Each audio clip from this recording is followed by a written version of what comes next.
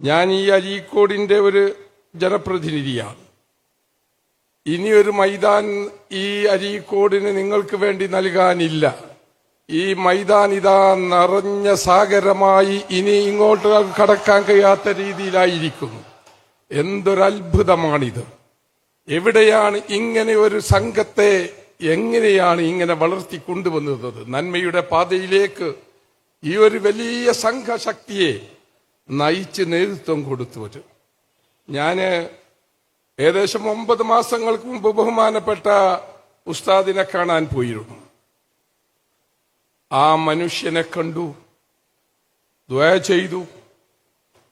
അദ്ദേഹത്തിന്റെ മനസ്സ് മുഴുവൻ ഐക്യത്തിൻ്റെതായിരുന്നു. അത് വാക്കുകളിലൂടെ തന്നെ പ്രകടിപ്പിച്ചു. ആ മനുഷ്യൻ വർഷങ്ങൾക്ക് മുമ്പ് ഒരു വലിയ രോഗബാധിതനായി ആശുപത്രിയിലേക്ക് കിടക്കയിലേക്ക് പോയപ്പോ ഞങ്ങളുടെ നായകൻ, മുസ്ലിം ഉമ്മത്തിന്റെ നായകൻ സയ്യിദുൽ ഉമ്മ ബഹുമാനപ്പെട്ട സ്വാദിഖ് അലി ശിഹാബ് തങ്ങൾ ഓടിയെത്തിയ ആശുപത്രി കിടക്കയിലേക്ക്. അവിടെ നിന്ന് അദ്ദേഹം പ്രാർത്ഥിച്ചു. ഉമ്മത്തിനോട് പറഞ്ഞു, എല്ലാ പള്ളികളിലും നിങ്ങൾ പ്രാർത്ഥിക്കണേ, സുൽത്താൻ ഉലമയ്ക്ക് വേണ്ടി നിങ്ങൾ പ്രാർത്ഥിക്കണം, അദ്ദേഹത്തിന്റെ ജീവൻ തിരിച്ചു നൽകാൻ പ്രാർത്ഥിക്കണമെന്ന് എല്ലാവരും പിടയുന്ന ഹൃദയത്തോടെ, നിറയുന്ന കണ്ണുകളോടെ പ്രാർത്ഥിച്ചു.